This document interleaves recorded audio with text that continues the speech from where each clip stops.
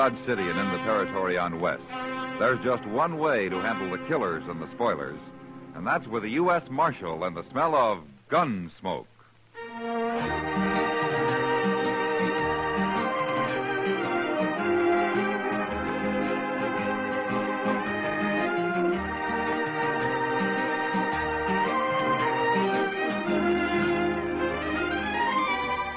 Gunsmoke, starring William Conrad.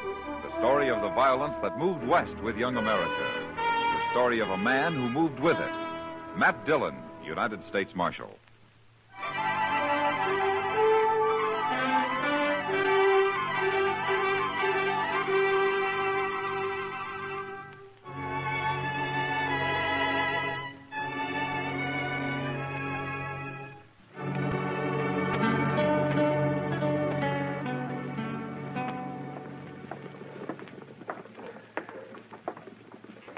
Mind if I sit here and watch the plaza with you, Mr. Dillon?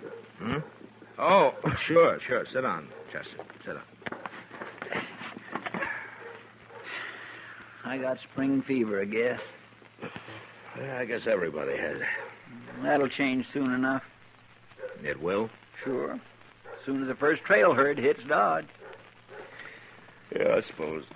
Them Texas cowboys. Mr. Dillon, they all ought to be hobbled and have one arm tied behind their back all the time they're here. No, I don't know, Chester. They're just troublemakers, sir. They're bad enough at home, but they're worse away from it. Well, there are plenty of bad men who never saw Texas. Yes, and there are darn few Texans who ain't bad. Where'd you say you're from, Chester? Well, Waco. But that don't change my opinion one bit, Mr. Dillon. In fact, it just proves I know what I'm talking about. Yeah, here comes a Texan now, Chester. Look at his rig. Yes, sir, it sure is. Now, what's he doing here? Yeah, looking for somebody to shoot, according to you. Do you know him? No, sir, I don't. But then most everybody I knew in Texas has been hung by now. I'm looking for the U.S. Marshal. You're wearing a star, so maybe you're him. Sit down, stranger. You Matt Dillon? That's my name. All right. I'm Phil Jacks. I'm with a herd of 3,000 San Saba cattle about 5 days' drive from here. The name of the trail boss is Dolph Quince. Dolph Quince? Well, he was up here last year. Give him my regards, will you? You give them to him, Marshal. Well, I'll be glad to. He'll be here in about 5 days, you say? He will if we don't run into any more trouble. He said for you to ride back with me, Marshal. No? What did he say, why? Well, didn't say nothing except for me to ride into Dodge and find you. Well, can you tell me what this is all about? It's about Kansas, Marshal. Kansas? We don't like it. Well, for heaven's sake, if you don't like it, why don't you stay in Texas? Instead of coming up here, raising all kinds of trouble, getting people's backs up, drinking, shooting, carrying I haven't on. even said hello to you, mister. Oh, I know it, and let's leave it that way. Chester, what's got into you, anyway? It's been mighty peaceful around here lately, sir. Now the first Texas herd ain't even over the horizon, and already there's trouble. Why don't you people drive your old mossy horned steers to California, anyway? Why'd you leave Texas, mister? What? I know a Texan when I see one. You all riled up because you don't like Kansas anybody else does. Yes, and I don't like Texas, neither. Texas is sure rough on women and dogs, ain't it? My gracious, I ain't heard that since I was a boy. All right, you got me pegged. I'll shut up. Oh, now we're getting someplace. You ready to go, Marshal? Well, Dolph Quince is a good man. He wouldn't have sent you here without a reason. Yeah, but Mr. Dillon, you can't go Chester, fixing... suppose you take Jacks over to the Dodge House for a good feed, huh? Looks like he could use it. I'll get ready and I'll meet you there in about an hour, huh? Yes, sir, but what about me? Well, like you say, there won't be any trouble till the Texans arrive. I'd like for you to stay here anyway. Yes, sir, Mr. Dillon. Come on, Jacks. It's just down the street. Oh, don't shoot him, Chester. I'll never find that herd alone. I ain't to buy him a drink first, Marshal, and just temper him down a little. Now, say, that's not a bad idea at all. Take your pick, Mr. Jacks. We have a goodly number of very choice saloons here in Dodge.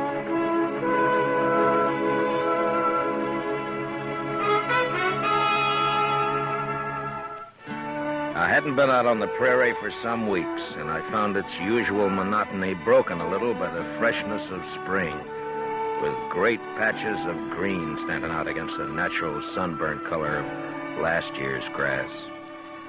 We rode over about 30 miles of it before dark, and Jacks figured we'd find the San Saba herd by evening the next day.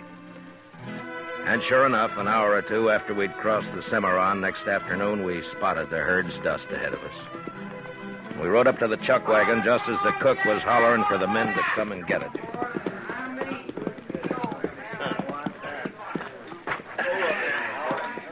Just drop your saddle anywheres, Marshal. I'll turn your horse in with a remuda. Yeah, all right, thanks, Jack. Now, Quince will be over there by the fire, Summers. Yeah, I'll find him. All right, come on. Come on. What's he doing? I don't know.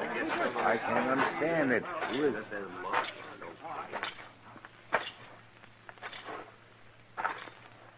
Hello, Dolph. How are you, Marshal? There's fresh meat in camp. Ask the cook for a plate. Thank you. Yeah, I'll go with you. I need some more coffee.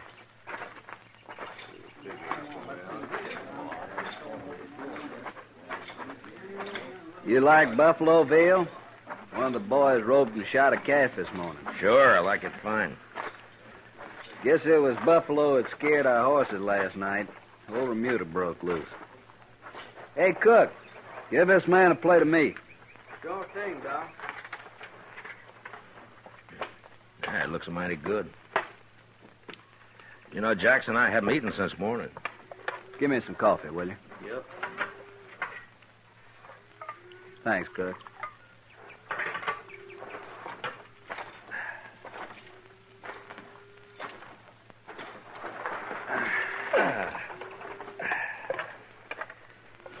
Nesta woman came to the bed ground before daylight this morning. Oh?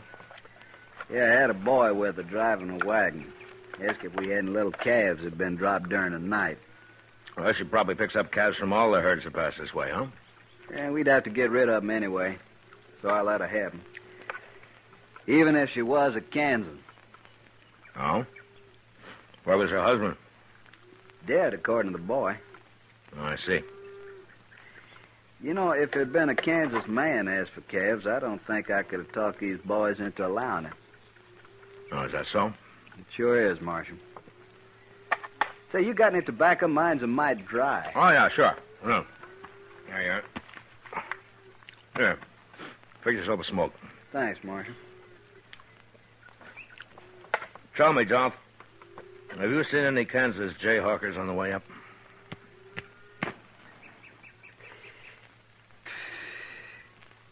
How do you know, Marshal? Well, just a guess. 2 nights ago, some of them Jayhawkers managed to sneak up on Snyder over there when he was out on guard. They stripped him and flogged him and then stampeded the cattle. We had our hands full for the next few hours, or we might have caught up with them. I see. Any trouble since? Not yet. Dolph, the ordinary Kansan hates Jayhawkers as much as you do. They're nothing but shifty, murderous criminals. They got started on the Missouri border during the war, and they got the taste of blood in their mouths, and, well, now it's like they got no place to go. We can show them a place. Well, they're bandits, that's all. You got bandits in Texas. That doesn't make every Texan one, does it? It's kind of hard to make the men see that, Marshal. Yeah, I know. I'll join you, if you don't mind. Sit down, Jack. Yeah. I've been complaining to the Marshal about our welcome here. I hear the trail drivers buying off Jayhawkers, $2 or $3 a head. Let's see, 3,000 head, that cost us... I ain't paying nobody nothing. Well, they ain't asked us yet, but I'll kill the first one I see anyway. Maybe they won't bother you again, huh? Marshal, every dollar I got's in these cattle and all the money my relatives and friends could raise, too. We've come a long way from San Saba, and we're almost to Dodge. I'd hate to lose now. Well, Dolph, I don't know quite what I can do. Raise a posse? No, not for this sort of work. There'll be herds coming up from now into September. What about the Army? Well, they're out chasing the Indians, as usual. Well, figured that. Had to ask anyways. One reason I wanted you to come down here was to ride with us a few days, get to know the boys a little. They're in a bad temper, and when they hit Dodge, they're going to be looking for Kansas scalps. All right, William. I figured you would. You see, Marshal, the way we look at it, the good citizens of Dodge are out to fleece us anyway, and on top of that, they hire gunfighters to shoot us as soon as we kick up our heels a little. All in all, it makes for bad feeling. Well, there's some misunderstanding on both sides, I guess. Yeah, you and I know that. But they don't. Oh, say, Dolph, I nearly forgot. What? A stranger rode up the Remuda over there and asked for a job. I told him to eat first. Must be crazy. Where is he? I'll go get it. Dolph, I'd like to stand guard tonight, huh? No need for that. Well, if I'm riding with you, I'll do my share of the work. All right. You go out with the second watch. The Wrangler will give you a night horse. Thanks. Here he is, Dolph. This here's Dolph Quince, trail boss. Mr. Quince. Quince will do. Well, my name's Studer. Carl Studer. You lost? I don't know what you mean. Well, do you know we're only 4 days' drive out of Dodge? I was wondering if you could use a hand. For 4 days? That'd help. You must be awful hungry. I thought maybe you'd be driving past Dodge. Well, I'm not. We'll feed you from here to Dodge if you work. I won't pay you anything, though. I haven't got the money, and I don't need a hand anyway. Thank you. Hey, by the way, where are you from? Colorado? And you ain't a Kansan? No. Good. Maybe the boys won't tear you apart. You'll be on the third watch tonight, Studer. All right. There's the sort of man spends his whole miserable life just looking for salt pork and sundown. Yeah. If that's all he's looking for. What do you mean? Oh, it's just an old habit of mine, Dolph. I wouldn't still be alive if I trusted everybody on first sight. You don't trust this fella? No, he's probably all right. But still, I'd keep him in camp, unless it's daylight. How come? I wouldn't put him on night guard, Dolph. All right. Marshal, I always thought I led a hard life. Till now, I think you beat me. Well, I got shot at more than you, that's all. Maybe that's it. You better stretch out somewhere. You'll be out singing to those cow brutes in 2 hours.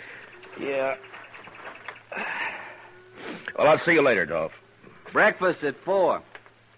You'll find it don't take long to stay all night at this ranch.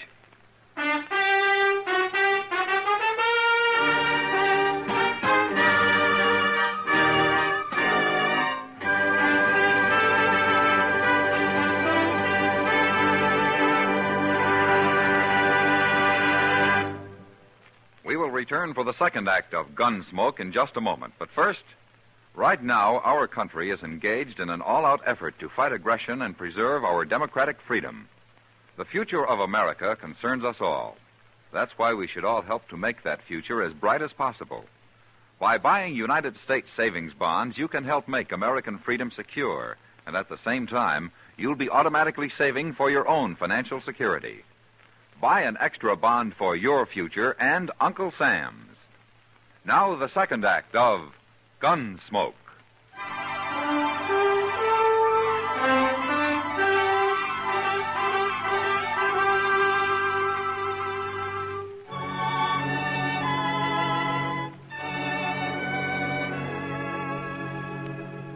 I didn't have much chance that night to get to know the boys. On guard, 2 of us rode around the herd in opposite directions, singing or humming a little to let the cattle know where we were. And after 2 hours, we were relieved by the third watch. But at breakfast the next morning, the men treated me a little less like a gunfighter hired to shoot them when they got to Dodge. After the cattle had grazed for a few miles and we got them on the trail, I started to forget I was a lawman myself. Jackson and I were right in the swing of the herd when Dolph Quince loped up behind us. Hey, how's it feel to be a trail hand, Marshal? There's nothing to it. If I could sleep all winter like you do. When would you spend your money?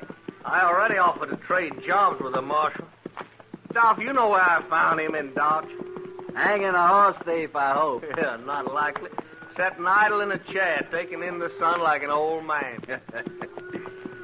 Don't let it fool you, Jax. I've seen him move. Hey, you two crossed the Cimarron yesterday. What's it like? Oh, the water's gone down. You won't have any trouble. I was also thinking about the sand. It was sound where we was, Dolph. Then we'll cross right there. You go up ahead and ride point, Jax. Lead us to it. Take that new fella Studer with you.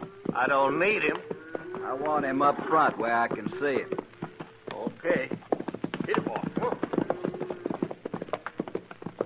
First crossing I tried last year had a quicksand bottom. It would bog a saddle blanket. Nah. Did you lose many cattle? 30 head. Couldn't even dig their tails out. Yeah. You know, Dolph, I sometimes wonder if it's worth it to you, driving cattle up here. Texas is bankrupt, Marshal. The war broke us. All we got is these wild longhorn cattle. Yeah, I know.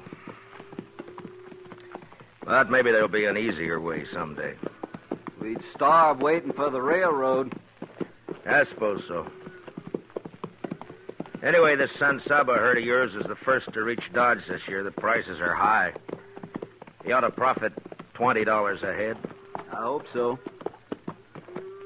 What's Dodge like now? Been a year since I was there. Well, it's double its size. They got a new restaurant, a place called Delmonico's. Got about 5 new saloons. Well, A new barber shop. with money in your pocket, Dodge could offer high-class entertainment. Almost anything you want. The boys will be glad to know. Hey, it's up ahead. Come on, hurry! Look, we got a blanket. It's starting to stampede. Yeah. Is that Jack's horse running loose? Yeah. There's Jack's lying on the ground. They shot him, Marshal. Yeah. The man with the blanket, that's Studer. I'm going after him, Dolph. You take care of Jack's. There go the cattle. Head off. Get him, Marshal. Get him alive. I'll get him.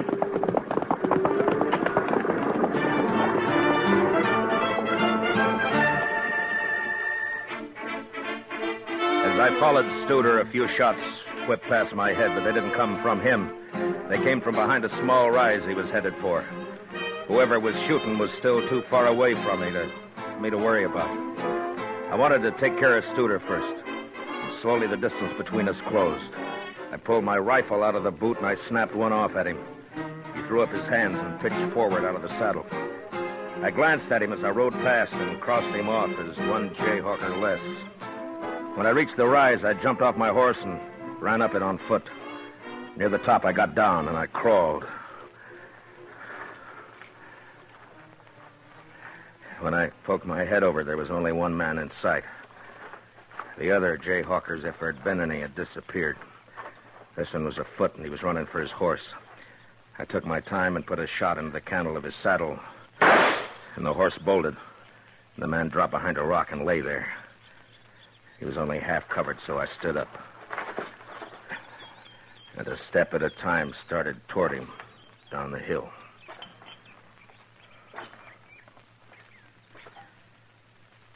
That's far enough, mister. Go on back. You're in pistol range now.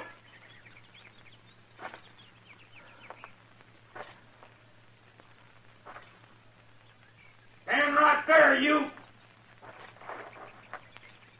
All right, fella. Put down and come forward. All I want's a horse, and I'll get out of here. We won't bother you no more. You sure won't. Just let me on a horse. Now listen to me. I'm a United States Marshal. You give up, and I promise there'll be no lynching. You'll get a fair trial. No. If you don't give up, you're going to die. Right where you are.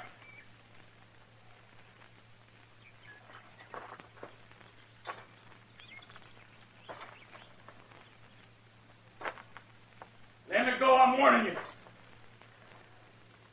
I'm coming after you.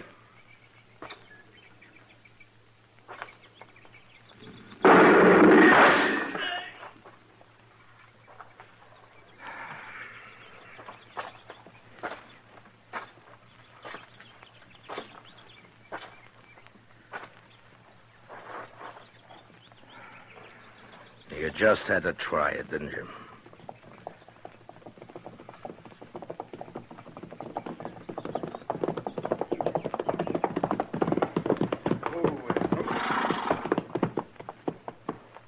You leave a bloody trail, Marshal. Yeah. I brought Snyder with me. After the whipping they gave him the other night, I figured he deserved to be in on this. Guess I'm too late. Looks like the marshal's done taking care of everybody. Be glad you don't have to kill a man, son. I don't think I'd mind, Marshal. Yeah, I know. Tell me, Dolph, how's Jax? Dead. No. Studer shot him in the back of the head. He was a good man. The boys have got the lead cattle turned. We'll let them mill around for an hour and then graze them out.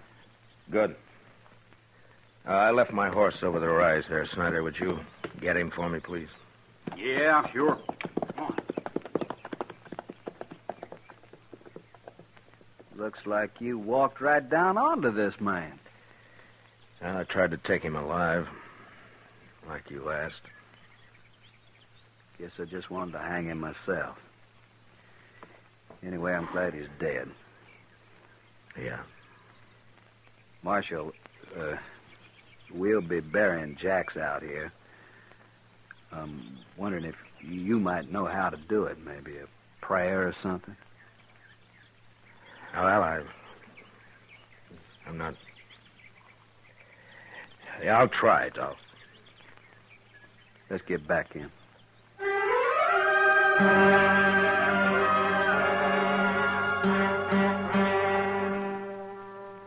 When we got back to where Jax had fallen, the cook had driven the chuck wagon up and was busy fixing coffee for the men, even though it was far from noon. The cattle were spread out and feeding now. And one by one, the men rode up, sober and quiet, with just a glance at Jax where he lay covered by his saddle blanket. A grave was soon dug, and with the end gate of the chuck wagon for a headstone, Phil Jax was placed in the ground and covered with prairie earth. Their hats in their hands, the Texas men watched in silence.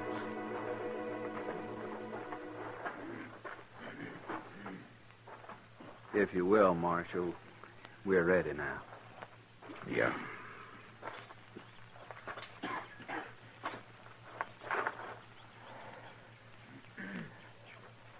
We brought nothing into this world. Neither may we carry anything out of this world. The Lord giveth, and the Lord taketh away.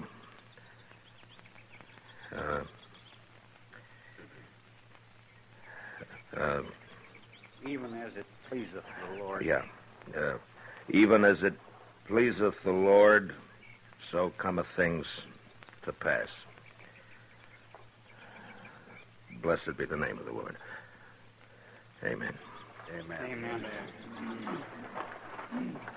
Oh, Snyder, Yeah. I want you to do something for me, if you will. What? Well, I smuggled a quart of wagon yard whiskey out of Dodge when I came down here. The cook's got it hid in the chuck wagon. Well, now, Marshal. It's not much, but it'll cut the alkali in your drinking water. Why don't you get it and pass it out to the men, huh? Mighty decent of you, Marshal. Always wants a drink of the Marshal's whiskey. Get on over to the chuck wagon. There's times when a drink's good for a man's soul, Marshal. I guess this is one of them. I think Jax would approve. He sure would. By the way, Marshal, the boys all know how you handle them Jayhawkers. Oh? It ain't changed their mind about Kansas much, but maybe they think a little more highly of the law around here. Of the kind of gunfighter hired by the law, anyway. That's good. Of course, it don't mean they won't hoorah Dodge a little when we get there. I expect that. Sure. Come on. We got a drink coming out of that bottle, too.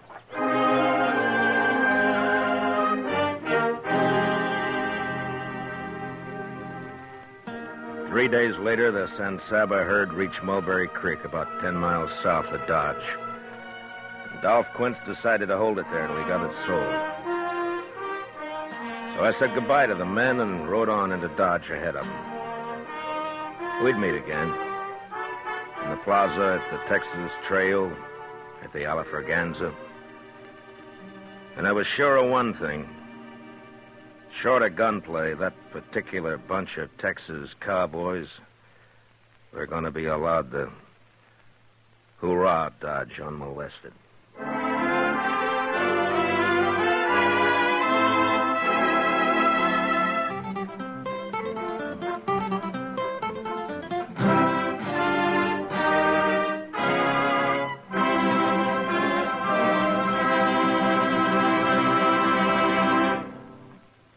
Gunsmoke, under the direction of Norman Macdonnell, stars William Conrad as Matt Dillon, U.S. Marshal. Tonight's story was specially written for Gunsmoke by John Meston, with music composed and conducted by Rex Corey.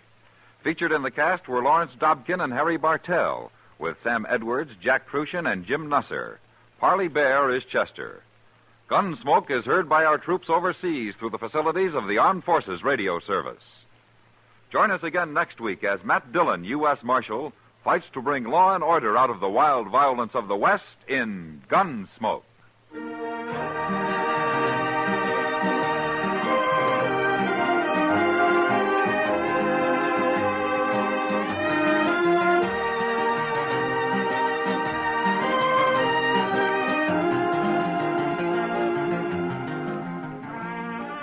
Tomorrow evening, the Edgar Bergen Show with Charlie McCarthy presents a drama titled The Blue Egg of Happiness as its own comical Easter observance. Edgar's daughter, Candy Bergen, age 6, visits the show, and we'll also hear from Jack Kirkwood, who plays a bear, Arthur Q. Bryan, who plays the Easter Bunny, and band leader Ray Noble, who plays a skunk. Remember, it's Bergen and McCarthy tomorrow night on most of these same stations, bringing you laughs along with Jack Benny, Amos and Andy, and the rest of your Sunday nighters on CBS Radio. George Walsh speaking. America's 45 million radio families listens most to the CBS Radio Network.